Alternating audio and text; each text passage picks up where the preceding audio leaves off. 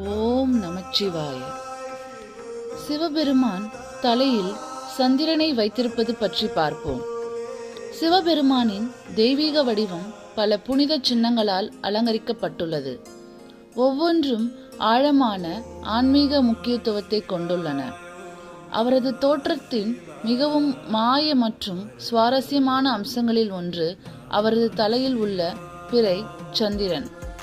இந்த தெய்வீக அலங்காரம் ஒரு அழகியல் அம்சம் மட்டுமல்ல, ஆழமான புராண பிரபஞ்ச மற்றும் ஆன்மீக அடையாளங்களையும் கொண்டுள்ளது.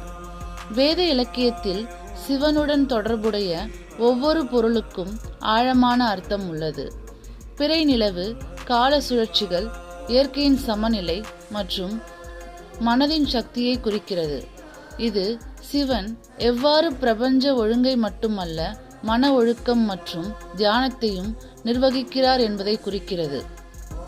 இந்து புராணங்களின்படி சந்திரன் ஒரு காலத்தில் தக்ஷனின் பயங்கரமான சாபத்தை எதிர்கொண்டார். இதனால் அது அதன் பிரகாசத்தை இழந்தது. சந்திரன் சிவபெருமானிடம் அடைக்கலம் புகுந்தார். அவர் அவருக்கு மீட்சியை அருளி பிறையை தனது தலையில் வைத்தார்.